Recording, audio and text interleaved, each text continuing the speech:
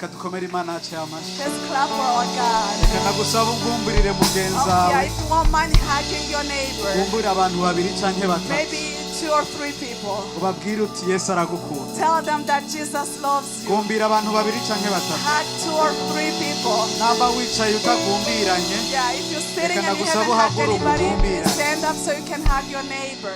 Haguruka ugumbira abantu babiri canke batatu. Stand up and hug 2 or 3 people, not just one. Like haguruka uramutse abantu babiri canke 2 or 3 people. N'abicaye muhaguruke Those who are turababona. please stand up. Haguruka You can tell. Stand up and hug your neighbors. Hallelujah. Hallelujah. Hallelujah. Hallelujah. Clark. Hallelujah. Hallelujah. Who are so happy to be in the house of the Lord.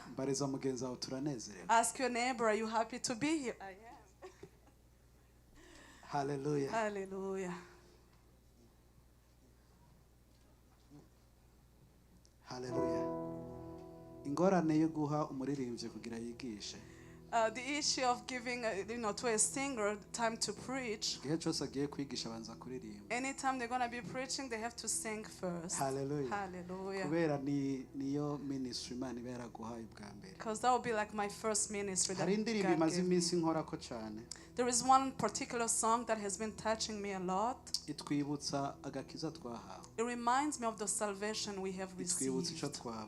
It reminds us of who we became.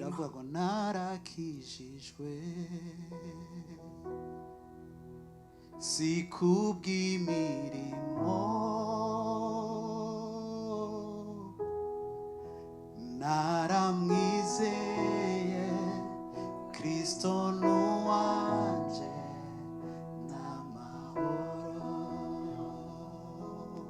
Reka turirimbane twese. Naramwizeye Kristo nuwanje namahoro.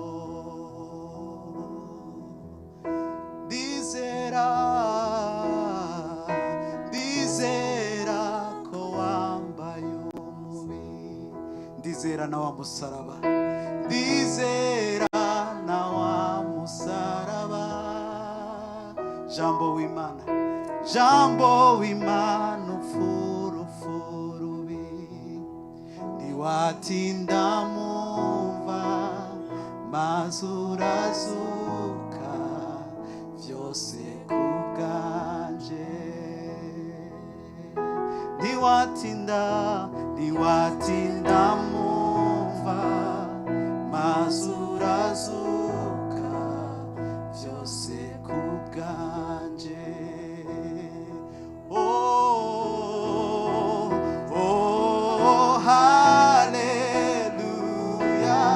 Nacha nandukanya n'urukundo rwawe. Oh, hallelujah. Nacha fumbatura mu kiganza cawe. Oh, hallelujah. Hallelujah. Narakijijwe. Hallelujah. Ndasenga namba utarakizwa no munsi. I pray that if you haven't been saved yet, ukizwe. May you be saved. Namba utarakira Yesu nk'umwami n'umukiza wawe. If you haven't received Jesus as your Lord and your no Savior, munsi wo kumwakira.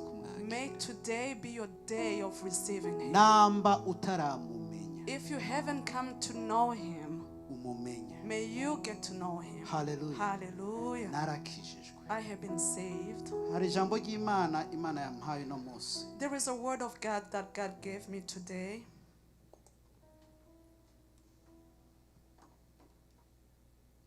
Hallelujah.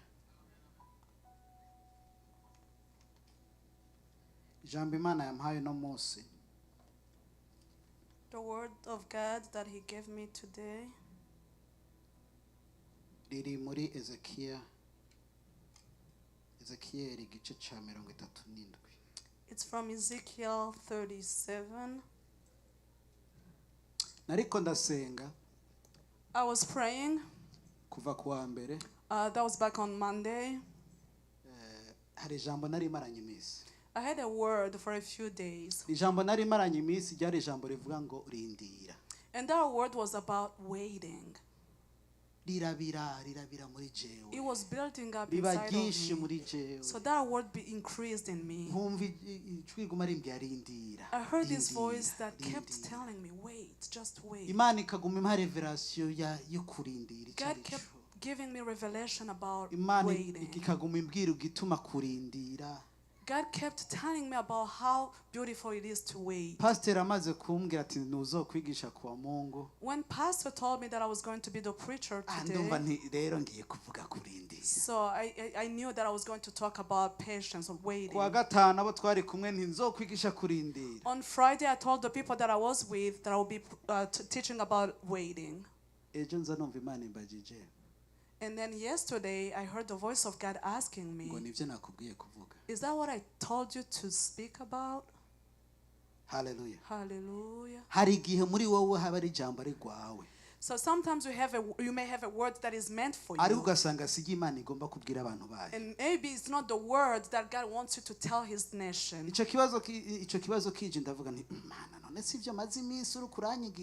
Then when I heard this question, I'm like, God, that's something you have been teaching me about. But he said, that's not what I told you to teach my people. And then he told me, go tell them to say the way you have been asked to say. Tell your neighbor, speak the way you have been asked to speak. Tell your neighbor, you need to speak the way you have been asked to speak. Let's go in the book of Ezekiel chapter 37 from verse 1. If you don't mind giving the microphone to Kazungu. Today is going to work hard.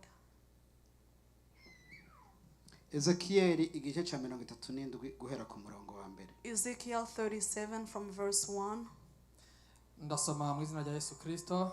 Umutwe w'amajambo uravuga ngo Ezekiel yerekwa ivy'amagufa yumye. Ukuboko kuhoraho kwanjeko. Ansohokana ndi muri mpwemu wiwe. Anshira hagati mu kiyaya cuzuye amagufa. Ancisha irya nino yayo. Maze mbona ari menshi cyane muri ico kiyaya kandi yari yumye rwose. Maze arambaza ati mwana w'umuntu, mbega ya magufa yoshobora kuba mazima? Ndishura nti mwami uhoraho, ni wewe wabimenya. Arongera arambarira ati vugira kuri aya magufa uyabarire uti yemwe mwa magufa yumye nimwumve ijambo ry'uhoraho. Uku ni kumwami uhoraho abarira aya magufa atehengira nshira impwemu muri mwebwe nuko muraba bazima. Kandi ngira mbashire kw'imitsi mbazane kw'inyama mbarenze kurukoba mbashiremo impwemu nuko muraba bazima. Kandi muramenya yuko jewe nduhoraho. Nuko ncamvuga nkuko mbariwe. Then I spoke the way I was told. Maze nkiriko ndavuga haba umuturagaro. Mbona isi itigita. Amagufa arafatana. Igufa na rigenzi ryaryo. Ngize ntya mbona ari kw'imitsi. Maze inyama ziyazako. Urukoba ruzirengako. Ariko nta mpwemu zari bwajemwo. Maze arambarira ati vugira ku muyaga. Vuga mwana w'umuntu. Ubarire umuyaga utukuri kumwami uhoraho agize. Ati ngwino muve ku miyaga ine mwa mpwemu muhumekere kuri abo bishwe babe bazima. Nuko ncamvuga nkuko ambariye.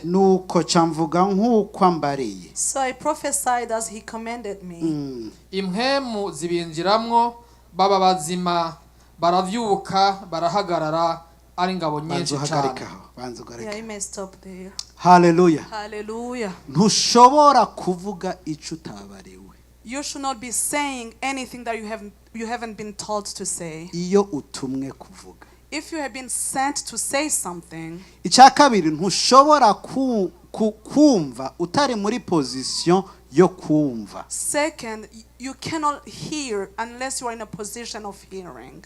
Ezekiel bibiri tubwira ngo muhema aransohokana. So Ezekiel just told us that the spirit took me out.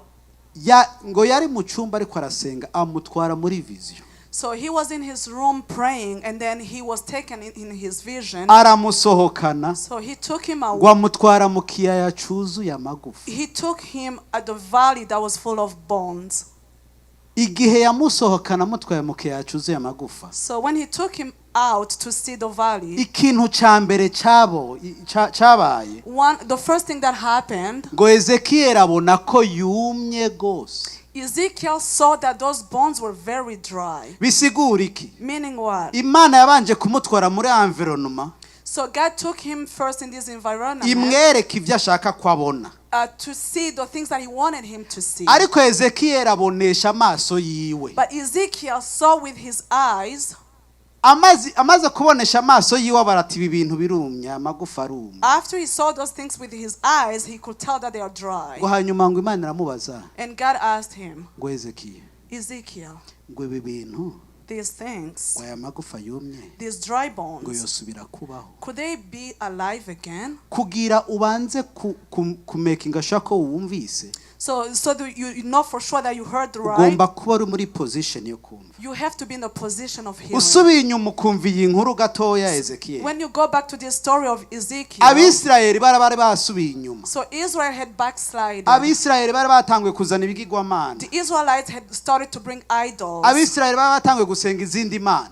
The Israelites were praying other gods. Imana ibwira Ezekiel. And then God told Ezekiel, ngo genda wiherere. Go into a ngo hari icyo ngomba gukorera ubwoko bwanjye. There is something I want to do to my nation. Malgré naho bantaye. Despite the fact that they forsake malgré naho batanguye gusenga izindi mana. Despite the fact that they started hari to uko pray ngomba other kubiyerekana muri bo. There is a way I want to reveal kugira myself bamenye to ko ari them jewe. so they know that I am. mu maso y'Imana. So in the eyes of God, Abisirayeli baba bamaze kuba amagufa yumye. The Israelites were already dry bones. bari baramaze gupfa. They had already died. mu nyuma yo gupfa baruma. And after they died, bahinduka they amagufa. dried up and they became bones. Imana imaze gutwara Ezekiel rero. So after God took Ezekiel, imutwara imwereka vision y'amagufa yumye mu kiyaya. He showed him the vision of dry bones yari in the kumwereka valley. ubwo bwoko bw'Abisirayeli. So he was showing him this nation of Israelites. iramubaza ati mbe Ezekiel. And then he asked him, Ezekiel, ataya magufa yumye arashobora gusubira kubona ubugingo. Can these dry bones be alive again? mu maso ya Ezekiel. So in the eyes of Ezekiel, ivyo yabonesha amaso yiwe. ivyo yabonesha amaso y'umwana w'umuntu. The things that he could see with his eyes as a human yari yamaze gutira conclusion. So he had already drawn his conclusion. yari yamaze kuvuga uko avyumva. He had already said the way he understood avuga ngo aya things. ngo harumye cyane. He said these ones, they are very dry. bisigura iki? Meaning what? kuri we nta buzima ariko arabona. To them there was no life that he could see. kuri we yaravati ibi ni muri reality jewe nzi. To him he said, as far as I can tell, aya n'amagufa. these are bones. yumye. They are dry. Hallelujah. Hallelujah. ariko nakunze inyishu ya Ezekiel. But I really loved the answer that Ezekiel arambwira gave. ati Ezekiel ati man. And he said, God, niwe wobimenya. you're the one who will know. These are dry bones. Hallelujah. Hallelujah. hari ibyo tubonesha amaso yacu. There are things that we see with our eyes, tukabona n'amagufa yumye. and we see them as being dead bones. ariko kubera Ezekiel yamaze guhishurirwa uwamusohoye. But because Ezekiel had come to know the person who took him out, akamutwara muri iyo vision akamwereka iyo image. who took him in this vision and showed him this image, yamubwiye ati niwe wabimenya. he said, God, you're the only one who will mu know. ijambo rimwe yamubwiye. In another word, ni ufise igituma kurabinyereka. he's like, you're the one who knows why you even showing me this. kuko je byo mbonesha amaso yanje ni ibinyene ariko ico kibazo gifise inyishu mu nyuma ugomba kumbwira. Because yes, you know, with my eyes this is what I see, but I know you have a message that you want to give hari me. gihe nk'abavyeyi tubabizi ibibazo abana bacu. Sometimes as parents, there are questions we may ask to our kids, kandi uzinyisha and you will know answers for those kubera uri questions. kupima umwana kugira urabe quotient intellectuelle yiwe ahigera Because you're assessing, cyangwa urabe ucurabe iciyumviro yoba afise maybe you're assessing, their cyangwa knowledge, urabe what yuko they ashobora think, kubona ivyo uri kurabona or see if they can see what you are seeing. ariko ngo kubera Ezekiya ari mu mwuka But because Ezekiel was in the spirit, ijambo ry'Imana ritubwira neza the word of God said it so clearly. wansohokana ndi muri mwemu. He said he took me out in the spirit. bisigura iki? What does it mean? yari muri connection na mwemu yera, ni mwemu yera mutwaye muri iyo He was already in a connection with the Holy Spirit, and it is the Holy Spirit that took him into this vision. amaze kumwishura aramubwira ati mwami niwe wobimenya. And he said, God, you're the only one who will know. ku murongo wa kane aravuga ngo arongera arambarira ati vugira kuri aya magufa uyabarire. And on verse 4 it says again, he said unto me, prophesy upon these bones. bantu b'Imana, People of God. bagutwaye ku mpanda je niho nzi. So let me use the example of Manda. bakweretse ya magufa na zamva zugurutse. At the cemetery, you will see these, open tombs, and you will see amaka cyakubwira dry ngo bones. tangura uvugire kuri aya magufa. And they will tell you, start prophesying upon these bones. utari muri mwemu Unless you are in the spirit, woca wiruka. you will run away. utari mu mwemu Unless you are in the spirit, wokwiruka. you will take off. ngo Imana iramubwira ngo tangura uvugire kuri aya magufa. And God said, start prophesying upon these bones. Imana iramubiha detaye y'ukungene igenda aravuga kimwe kuri kindi, kimwe ku kindi, ku kimwe ku kindi, kimwe ku kindi. God gave him the details in terms of what he Siho needs ngomba to say, kugaruka. one by one. ariko ku murongo w'indwi, But on verse 7, ku murongo w'indwi on verse havuga 7, gute ku murongo w'indwi? what does it say? havuga gute ku murongo What w'indwi? does it Kazungu say? dusomere. avuga ngo nuko nca mvuga Vuga nk'uko bukebwe ngo mbariwe. nuko nca mvuga nk'uko mbariwe. Go slowly. So I prophesied Nuko as I nca was mvuga nk'uko mbariwe. commanded. Kezaho. nuko nca mvuga nk'uko mbariwe. I prophesied the way I was commanded. ni igihe Imana ikubwira situation yawe This is, in terms of when God tells you about your uyivugire situation, ko to prophesy about your situation. ugomba kuyivugira ko uko wabariwe. You have to prophesy upon your situation the way you have been asked. Ezekiya ntiyasubiyemo ivyo Imana yari yavuze. Ezekiel didn't repeat what Sinzi ko God had mwabibonye. said. yavuze ngo navuze uko nabariwe. Said, I prophesied the way I mu was ijambo commanded. rimwe ntacyo nongeye ko ntacyo nakuye. In one word, I didn't add anything and I didn't omit anything. icya kabiri Second, ntiyabitahura he Ezekiya. was not understanding yavuze ati Ezekiel. kubera nazanywe na mpemu yera, But because I was brought here by the Holy Imana Spirit, iriko irambwira ati vugira ku magufa. God is telling me to prophesy upon jewe these bones. nk'umwana w'umuntu sindabitahura. Me as a human being, I'm not even jewe understanding muri this. understanding yanje In my own understanding, guprofesayinga ku magufa prophesying upon the bones namaze kubona ko that yumye, I know they're already dead, namaze kubona yuko atabuzima, that I know they don't have ni mu life, kiyaya yuzuye ko in pusiye. a valley and they are hanyuma filled jewe ngo with ntangure dirt, and guprofesayinga me uko starting Imana to yambwiye. prophesy the way God wanted me to. muri understanding yanje ntayo numva, In my own understanding, it doesn't make ariko sense. navuze uko nabariwe. But I prophesied the way I was iyo commanded. Imana iguhaye message, hari igihe iguha message utumva. Sometimes God will give you a message that doesn't make sense to yivuga uko you. wabariwe. But just say it the way you have been commanded. amaze ngo kuvuga uko yabariwe, bandanya Kazungu Kazungu, you may go ahead. ngo mu nyuma ngo mvuga uko nabariwe. Then I prophesied the way I commanded. maze nkiriko ndavuga ngo nkiriko ndavuga As I was still speaking, haba umuturagaro, haba umuturagara. there was this thunderstorm. mbona isi itigita, amagufa arafatana, igufa na rigenzi ryaryo. Gezaho. ijambo ry'Imana, The word of God, ijambo Imana yavuze, the word that God spoke, iyi urisubiyemo uko yari guhaye, if you repeat it the way he gave it nawe to you, ubwawe urivuze, even you who are saying it, riragutangaza. it will surprise you. ngo nkiriko ndavuga, as I was still prophesying, rya jambo ritangura kwimanifesta. that word started manifesting itself. Nkiriko ndasubiramwe ivyo yambwiye, As I was saying the exact same things he told me to igufa say, rimwe rifatana n'irindi. you know, the bone was getting to the other Ngo one. imitsi iza kuri ya magufa. Nerves were building up. Urumva? Habaho manifestation y'ijambo direct. So there was a direct manifestation Kuko of ntaco the word. yongeyeko, ntaco Because yakuye. there was nothing he added and there was nothing he omitted. Kugira ushobore kuba muri position yo gusubira ijambo ry'Imana uko yari kubwiye kuri vuga. So for you to be in the position of saying the word of God the way he commanded you, Ugomba kubanza kuryemera. you have to believe in it and accept it. Ntushobora kuvuga ico utemeye kuvuga. So you cannot say something that you didn't agree on saying. Tasi sinshobora kugutuma message ngo ugende uyitange utemeye kuyitanga. Tassians, there is no way you can deliver my message unless you agreed to do Nta so. muntu ashobora kugutuma ahantu ngo ugende ubivuge, hawe mu bivuge utemeye kubivuga. So no one can send you to deliver a message and you deliver it the way you are told to unless you agree. Ariko kubera Ezekiel yari yatahuye atmosphere yararimo. But because Ezekiel had come to understand the atmosphere in which he was, ariko kubera yari yamaze gutahura uru kwaramutuma wariwe, because he came to understand who was sending him, ariko kubera yari yamaze gutahura yuko ijambo rigira rimutumwe rimurengeye, because he knew that the message was being given is beyond his understanding, yarivuze ataco yongeyeko, he said it without adding anything or omitting anything. ngo amaze kurivuga ngo abona ngo nabantu bahagaze batagiriki. So after he spoke the word, he saw people who were standing without spirit. Batagira impwemu. People without spirit. Arahagarika. Then he stopped. Nk'abana b'abantu, as human beings, hari igihe Imana iduha message. Sometimes God will give us a message. Ukagenda ugashira umuntu message. You will deliver the message to somebody. Wa muntu message akacubwira ngo rero ngo urabona ngo urumva akacagomba yuko muvugira na conversation, sibyo? And that person want to have a conversation around that word. Hanyuma nk'umukozi w'Imana ukacugomba kwinjira muri system ya counseling.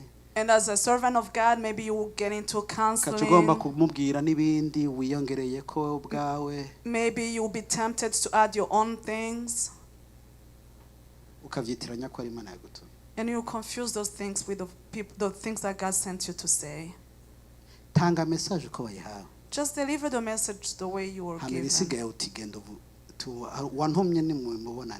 Then send that person to the sender of the message.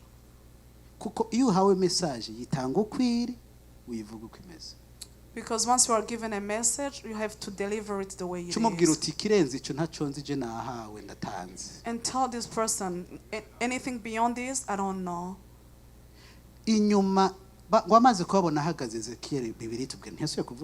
So after he saw people standing, Ezekiel stopped. He didn't prophesy again.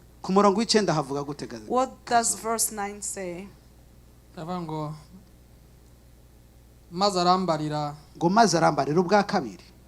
Vugira ku muyaga. Vugira ku muyaga. He said, prophesy upon the wind. Vuga mwana w'umuntu. Ubarire umuyaga. Utukuni kumwami uhora hagize ati ngwino muve mu miyagine mwamhemu muhumekere kuri abo bishwe babe bazima nuko camvuga nk'uko ambariye. So I prophesied as he commanded me. Imhemu zibinjiramwo baba bazima gezaho. Hallelujah. Etapi kurikira ntayo yarazi Ezekiel. He didn't know what was the next step. Bantu b'Imana, etapi kurikira yuko Imana ishaka gukora ntayo tumenya nk'abantu b'Imana. People of God, sometimes we don't know what the next step is. Tuyimenya uko tuyibwiwe. We can only discover it after he tells us what it is. Ejo hacu ntituhazi. Our tomorrow we don't know. Tuhamenya uko tuhabwiwe.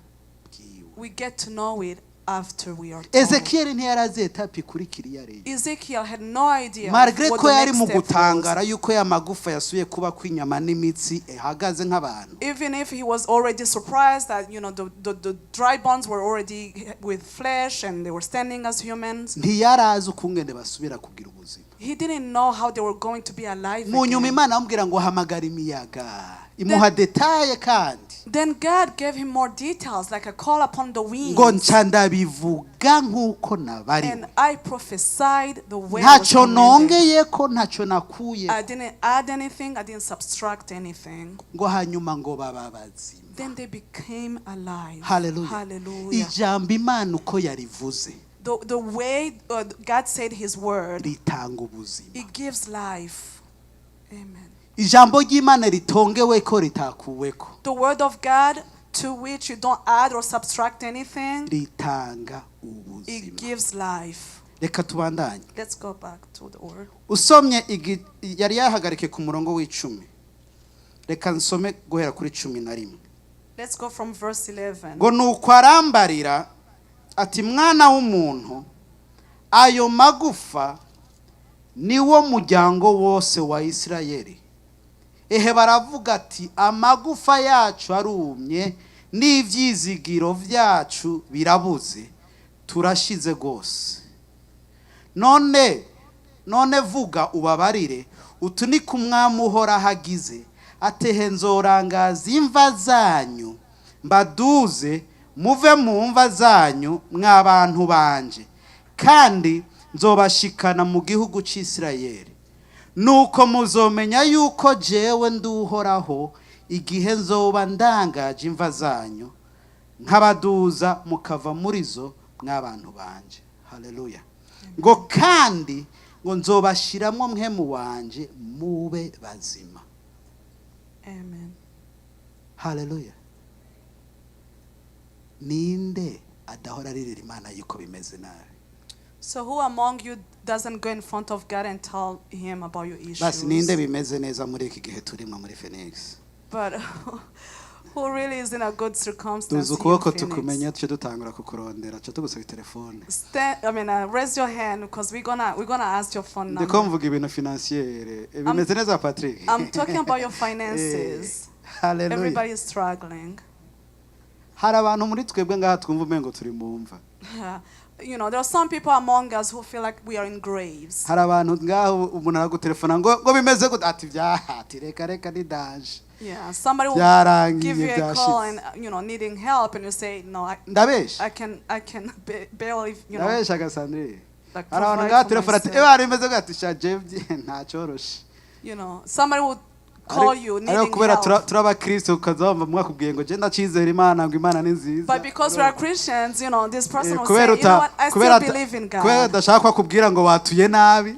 Because you don't want this other person to say, ati Yesu vraiment ariko arabikora. You are not believing. ntibirashika gusa ariko arabikora. You say God is working. I know. I haven't seen these things, but they're on the way. Abisirayeli bariko bararira bataka. So the Israelites, they were like crying. bariko baravuga ati byashize. They were saying there is no more hope. ngo genda ubabarire. And he told Ezekiel, go tell them yuko ngira ndabazure mu mva. that I'm going to take them out of their graves. Hallelujah. Hallelujah. ngo yuko ngira ndabazure mu mva barimo. That I'm going to take them out of their graves. ngo bazomenya ko ari jewe Imana nabikoze. And they shall know that I am the God who did it. ngo bazoba bazima. And they will be alive and whole again.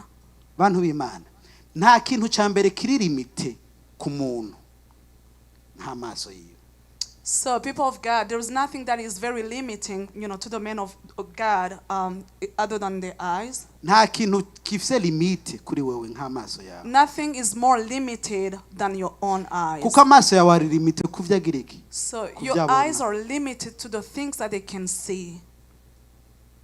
ikintu kiguhesha kubona ivyo utari kurabona. The only thing that gives you to see the things that are not visible. niki ukwizera. What is it? It's through faith. Ezekiel abisirayeli bari barashize byari byaraheze. So the Israelites, they were gone and dead. ariko Imana ngo imutwara muri vision imwereka yuko bafise ubuzima. But God took Ezekiel in this vision and showed him that they were still alive, that they were about to get life back. uno munsi nje kukubwira. Today I'm here to tell you. vuga ivyo Imana yakubwiye kuvuga. Speak the things that God commanded you to speak. urabe ko ubuzima butaboneka. And see if life won't come back. kugira ushobora kumva ivy'Imana ikubwira kuvuga. For you to know what the things of God is saying, ugomba kuba muri position yo kuyumva. you have to be in the position of hearing him. Ntushobora kumva ivy'Imana iri kiravuga utari muri position yo kuyumva. You cannot hear the things that God is telling you unless we're in the position of hearing him. Situation mbi ushobora kubona yuko uri mu buzima iyo uri mu Mana gusa.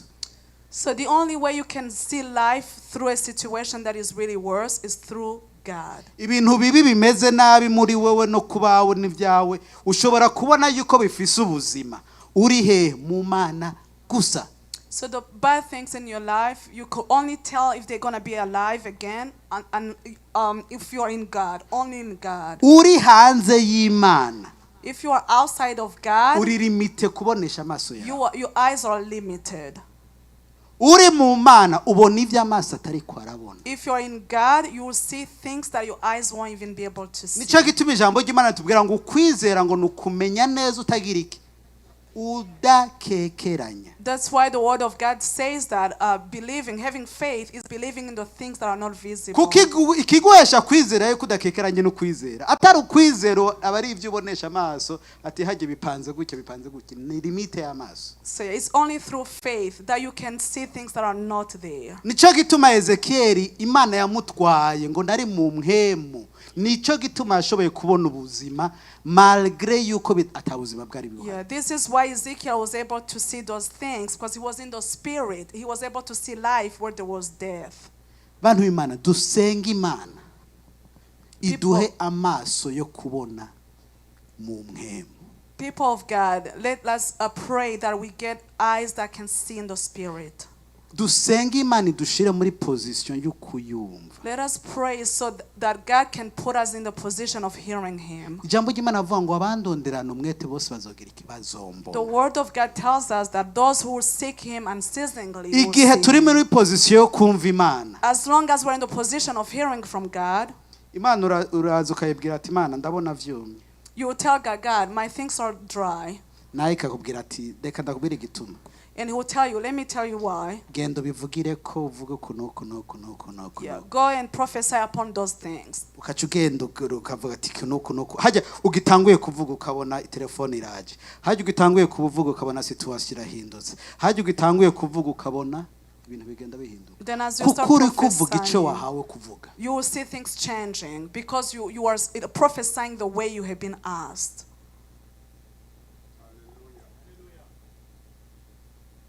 Turi mu gihe tukwiye kuvuga ivy'Imana itubwiye kuvuga. We are in the times where we're supposed to be saying only the things that God tells us to say. Isi iriko iragenda. The word is ending. Iyi situation turimwo nimbi. We are in the toughest situation. Ikizoduhagarika ni kimwe. The only thing that will keep us standing Ni kubona amagufa yumye agira ubuzima. is to see the dry bones being alive again. Ayo maso na Imana itanga. Those are the eyes that come from Ayo God. maso ni ijambo ry'Imana These ritanga. eyes are from the word of Ayo God. maso niyo mpemu yera atanga. These eyes are from the Holy Spirit. Usomye ku murongo wa 14 If you go to verse 14, niho nagomba kurangiriza. that's where I'm going to wrap up. Haravuga ngo kandi nzobashiramwo mpemu wanje mube bazima bashire mu gihugu canyu bwite maze muzomenya ko ari jewe uhoraho nabivuze kandi ngiziki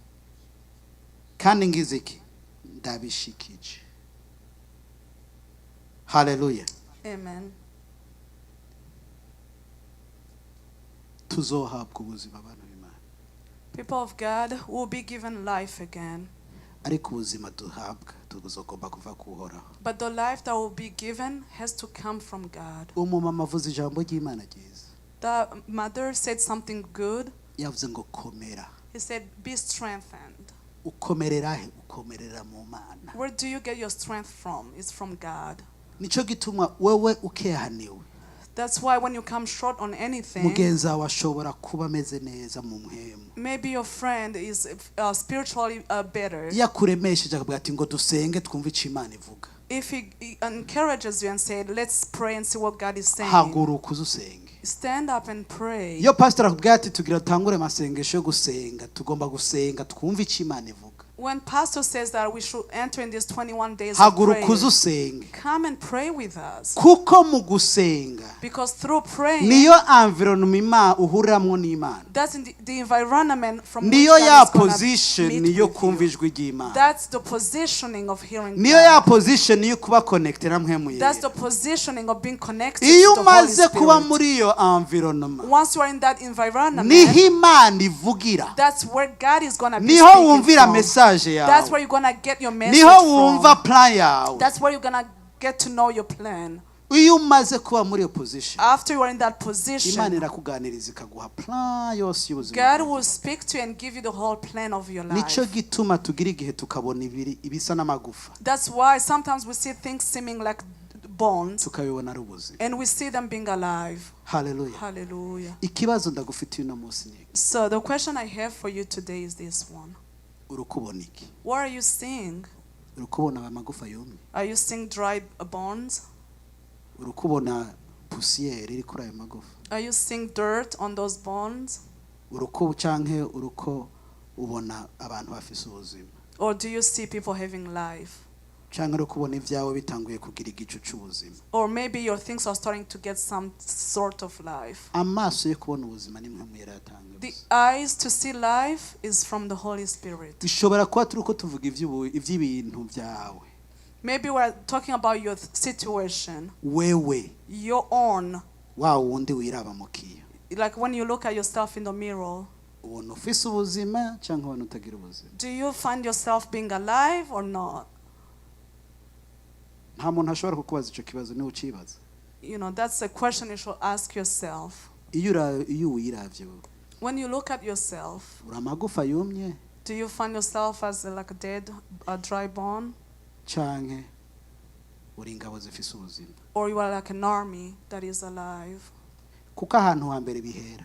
Because the very first beginning of this, ntibihera hanze bihera indani. It doesn't start from the outside, it's from within. Ivyawe bigenda neza bihereye kuri wewe. It's from inside out. Ubuzima bwawe buba bwiza buhereye kuri wewe indani. Your life becomes beautiful from the inside out. Ivyo ukoresha ko amaboko byose bigenda neza bifadika bihereye he imbere. So any tangible things will be nice if it's the inside of you is nice. Ikibazo ndagufitiye uno munsi.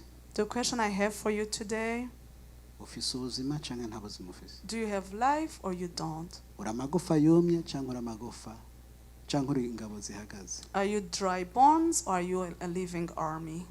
Hari kategoria yindi ya kabiri. There are two groups. Ushobora kubuza mu rusengero ugahagarara nk'umuntu afise ubuzima. Maybe you come to church and you look like somebody who has life. Ariko ubuzima ntibwaje muri ya magufa. Ntibwigeze buza muri ya magufa. But life hasn't come to those bones yet. Kugeza igihe Imana yamubwira ngo hamagara imiyaga yose. Until God told him to call upon all the winds. Ubuzima bwaje igihe hazamwo impemu. So life became life when the Spirit was there. Hari abakristo benshi bagaragara nk'uko umengo bahagaze neza. So many Christians will look like they're standing really firm. Ariko n'abantu muri bo bahagaze batagira ubuzima. But they are standing and yet don't have life in them. Kuko ubuzima. Because life, nizi mpemu duhumeka. It is the breath that we breathe. Ubuzima. Life, nizi mpemu. It is the breath that we breathe. Nico gituma iyo umuntu amaze gupfa hagenda impemu. That's why when somebody dies, the breath umubiri. goes away first. It's not the flesh. Hagenda impemu. It is the breath that goes away first. Hari gushobora kuburi ngaho ugaragara nk'uko umenga uri muzima. Sometimes you'll be here and looking like you are Kandi alive. ndani warapfuye. But inside of yourself you are gone.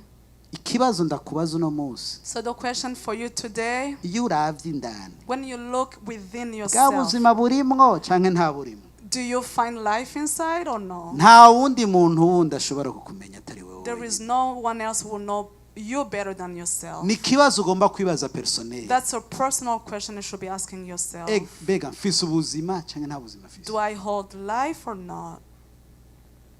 nk'abakristo ubuzima bwonyine duhabwa ni bumwe ni Kristo Yesu. As Christians, the only life that we are given is Jesus Christ. He is the one who gives us life. Tumaze kugira ubuzima amaso yacu agahinduka. After we get that life, our eyes will be tumaze kugira ubwo buzima tukaboneka nk'ingabo zikomeye. After we get this life, we look like a strong tumaze kugira ubwo buzima ntituba tukira amagufa. After we get this life, we are no longer dry bones. Hallelujah. Hallelujah. Ikibazo ugomba kwibaza uno munsi ufise ubuzima cyangwa nta buzima. The question you should be asking yourself today is, do you have life or you don't? Reka ndagusaba ugara amaso yawe. Yeah, let me ask you to close your eyes.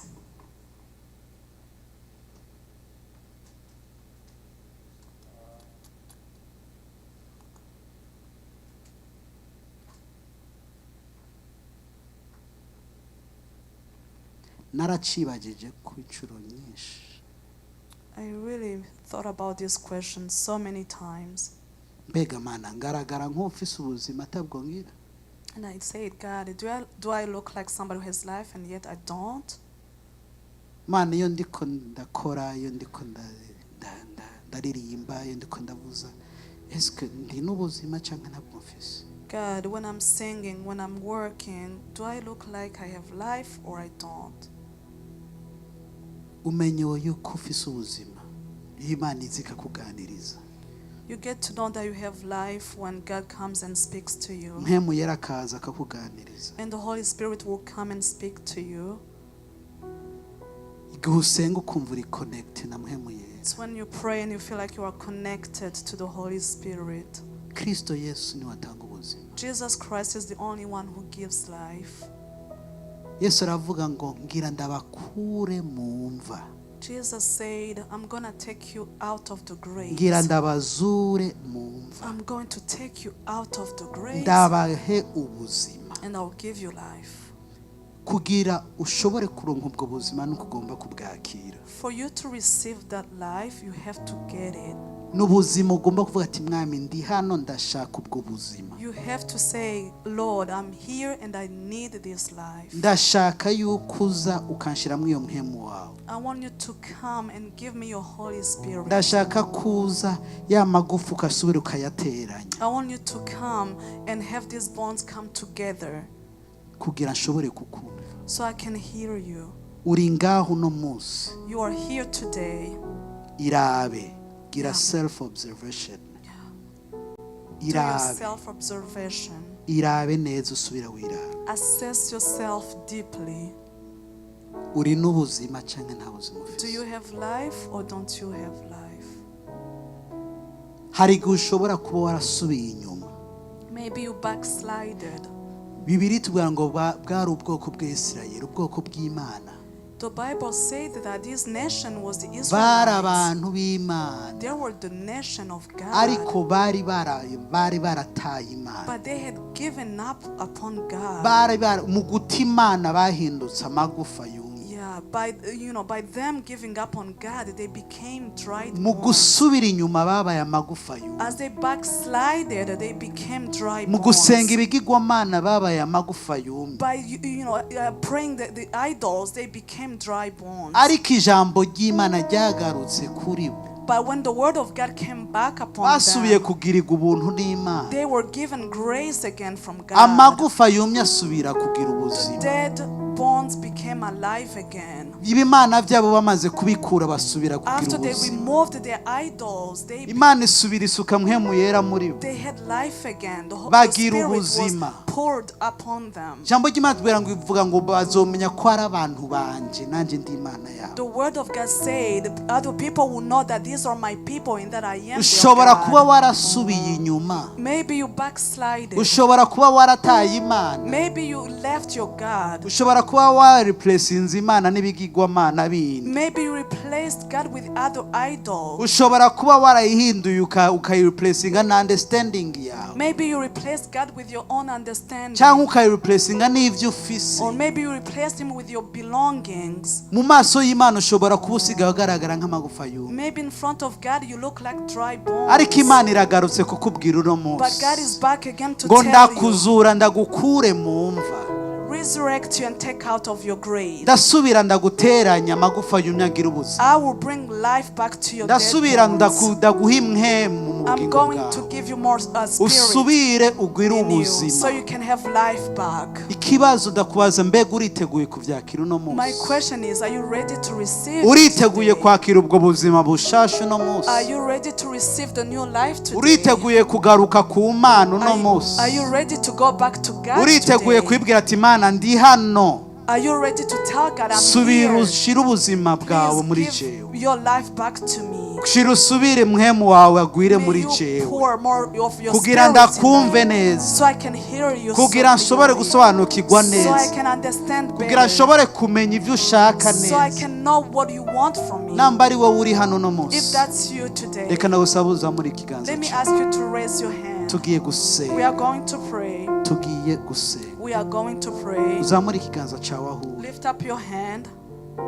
vuta Imana ndi hano Say, God, I'm here. ongera ubuzima bwawe muri jewe Mana. Pour your life again in me. ndi hano Mana I am here, God. subira usuke mwemu wawe muri jewe Pour your spirit upon me ndi again. hano Mana God, I'm here. singishaka kuboneka nk'amagufa I don't want y'uburozi to look like a dead bones ariko again, nshaka kuboneka nk'ingabo but ikomeye I want to look like a strong nshaka army. kuboneka nk'ingabo ikomeye I want to look like a nshaka strong kuboneka army. nk'umukozi wawe akomeye I want to look like your nshaka servant that is kuvuga ibyo strong. wampaye kuvuga I want to prophesy the way you nshaka want me to nshaka kugendera mu prophesy. byo wambwiye I kugenderamo want to work in the things nshaka that you gukora uko commanded wambwiye me. gukora I want to work the way you want me nshaka to kubaho work. uko wambwiye I kubaho want to live the way you namba want ari me wewe to uvuga uti live. Imana nego narasubiye If that's you and you know you ariko backslided, ijambo ryawe uno munsi rimbwiye ngo amagufa yumye arasubizamwo ubugingo God, your words just told me that the dry bones are going to be amagufa alive yumye again. arasubira kugira The ubugingo dry bones are going to be alive namba uri again. hano If that's you and you're zamura here, ibiganza byawe lift dusenge up your hand. We're going to pray. uhaguruka aho uri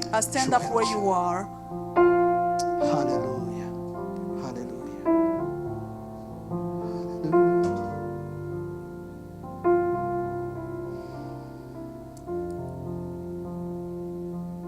haguruka aho uri Stand up where you are. aka kanya ntitukihutako This time we have to really be patient, kuko n'akanya ko kwibaza because this is time to ask ourselves. n'akanya ko kwibaza This is time to ask ourselves, warasubiye inyuma did I backslide?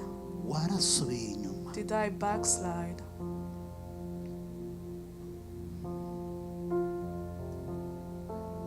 Yesu amahoro yayandava kumana nyene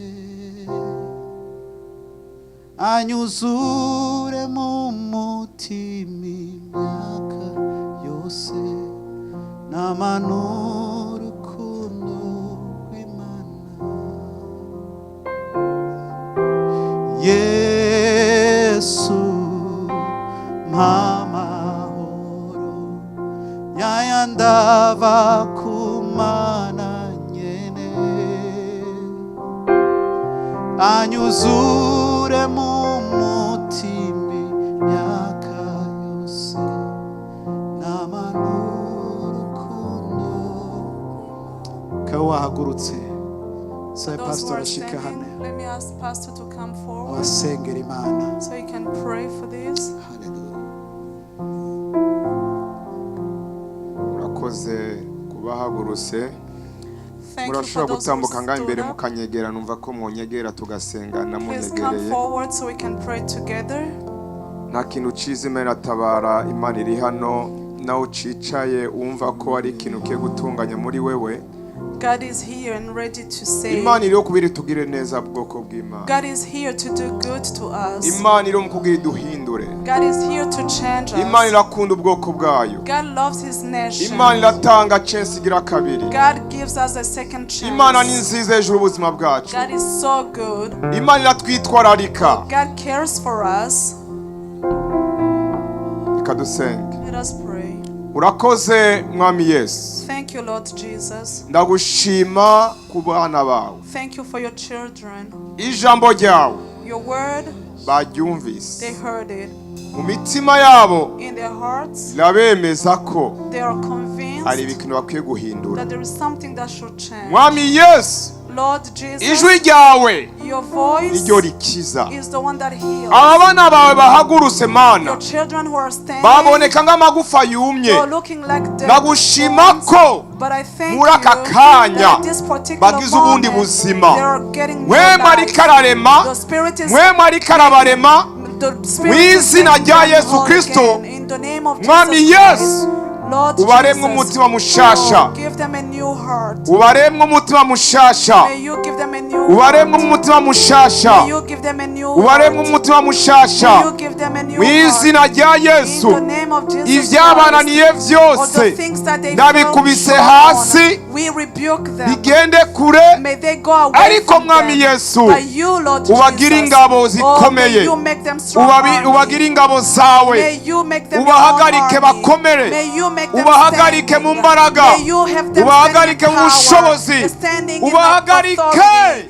May you mu have izina them rya standing. Yesu. In the name of Mwami Jesus Christ. Yesu, Lord Jesus, izi ni ingabo zawe. these are your Aba army. n'abakozi bawe. These are your servants. Ibi ni ibikoresho These are byawe. your vessels. Aba n'abana bawe. These are your children. Mwemu w'Imana, Holy Spirit, may ubashoboze. you strengthen them.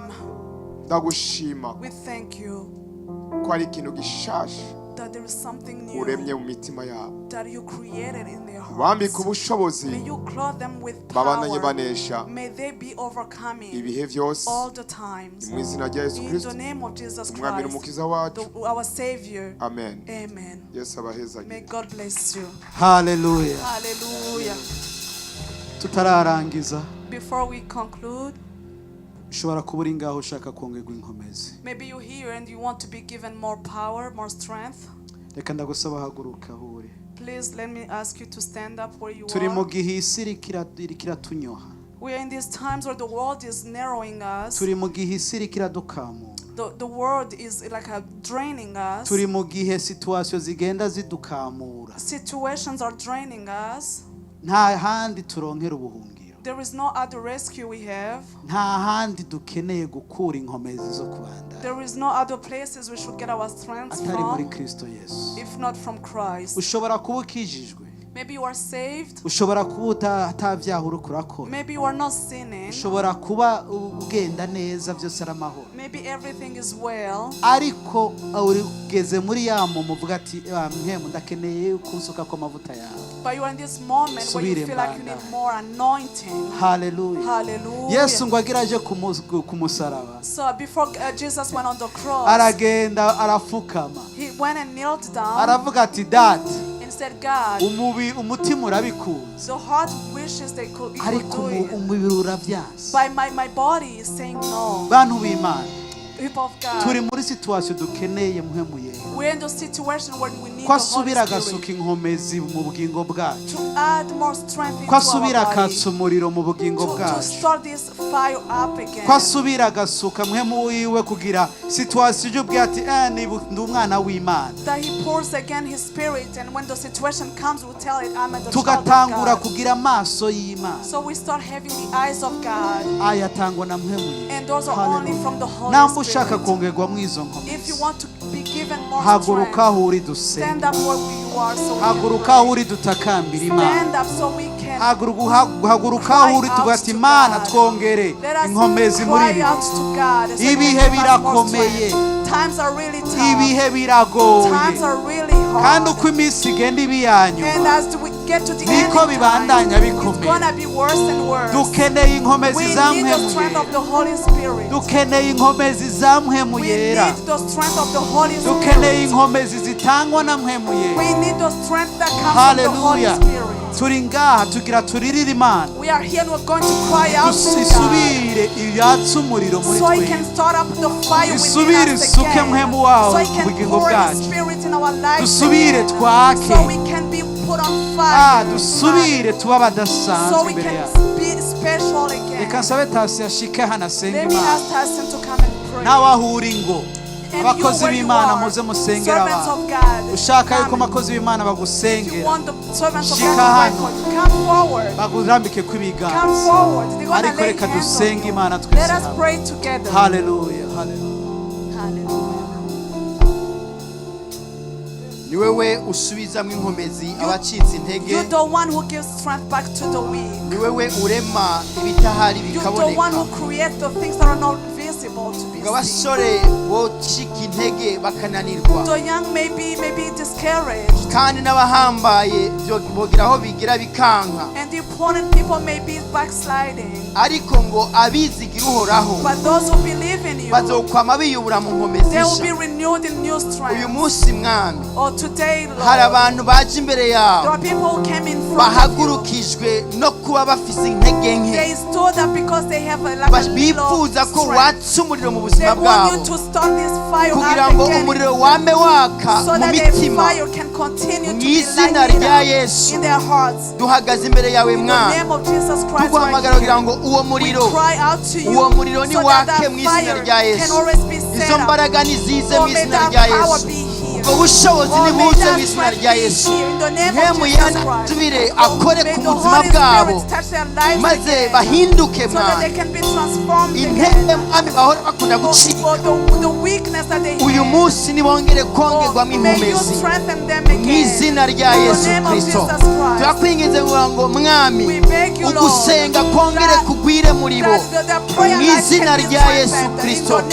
Biyegereze mwami mu buzima bwa misi yose aho bagenda mu isi aho bakora ibikorwa byabo mu isi.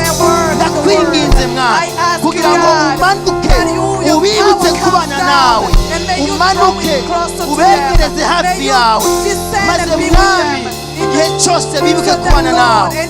Yewe yera ni yatsi itara ryame ryaka aho bagendera hose bigaragare ko Imana iri kumwe nabo. Ibyo bakora byose bigaragare ko Imana iri kumwe nabo. Aho ibyo bavuga byose bigaragare ko Imana iri kumwe nabo mu izina rya Yesu Kristo. Reka mwewe yera agerageze ku buzima bwabo uyu munsi. Ibyo bakinege bikurweho mu izina rya Yesu. Ibyo basubiza inyuma bikurweho mu izina rya Yesu. Ishengero ryawe nirebeke, ishengero ryawe nirebeke. Abantu bakongere kugira ubuzima. Reka ubuzima bwongere kugendagenda, reka ubuzima bugendagende, reka amahoro aganze, reka ijambo ryawe rikore mu mitima yabo mu izina rya Yesu Kristo.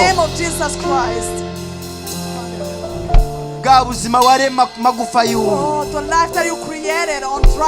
nibwo dusabiye abahagurutse imbere yawe. Bwa buzima warema amagufa y'uwo nibwo dusabiye mwami. Umuntu wese afise umutima yifuza kwakira ubwo buzima. Wavuze ngo ndi hano Mana nyongera ingufu. Wavuze ngo nyongera inkomezi. Uri karavuga ngo nkomeza kandi may you not pass by them. Oh, touch them. Reka tubone impinduka igaragara mu bana bawe mwana. Oh, visible change in your people. Urakoze kubikoze. Thank you, Lord, for doing it. In the name of Jesus Christ. Amen. Yesu abahezagire cyane. Murakoze umukozi w'Imana amavuta menshi. Hallelujah. Bimeze neza ariko turaturangize muratubabarira ku minota ishikanga 10 twagize abashisi twagize inahe ariko kwa vyagenze neza ibintu byose byatwubase tugira tubaguruke duheze. Sorry for being late. Tubifurije indwi y'umugisha. Have a blessed week. Inondwi. This week. Kubera indwi dasanzwe. Let it be special to you. Inondwi. This week. Ikubera indwi y'insinzi. Let it be of victory. Ibyo Satani yotega vyose muri inondi. Whatever the devil may put Nigiyage na kimwe gishika kuri wewe. Nothing will get to you. Gishika ku mugore wawe. To your wife. Gishika ku mugabo wawe. To your husband. Gishika mu bana bawe. To your children. Mu vyawe vyose. In all. Natwe nsinzi y'Imana. I pray God's victory. Reka muhaguruke duheze. Raise up so that we conclude our service. Mwami Yesu. Ndatanze umugisha. I pray blessing. Mu bantu bose bakoranye. To all the people here. Uhezagire ubwoko bwawe. Bless your people. Abadafite ubuzi Those who don't have jobs, tubasabiye ubuzi I pray for jobs butazobabuza gusenga. that won't stop them from praying. Tubasabiye umugisha I pray a blessing. bakore ubuzi May they do jobs butuma bakubaha kandi bagasenga. that will make them obey you and Ubugura pray. imiryango abantu bawe Open doors for your people babone umugisha. so that they can have a blessing. Uhezagire Bless ingo zacu, our families. uhezagire Bless abana bacu. our children. Mwami Yesu, Heavenly Father, uhezagire imiryango, bless families igira ubumwe, to have unity, igira urukundo, to have love, igira amahoro. to have peace. Iryo niryo shengero. That's the church. Mwami Yesu, Jesus Christ. indwi tugiye gutangura This week we're going to start. itubere indwi, May it be a week indwi nziza.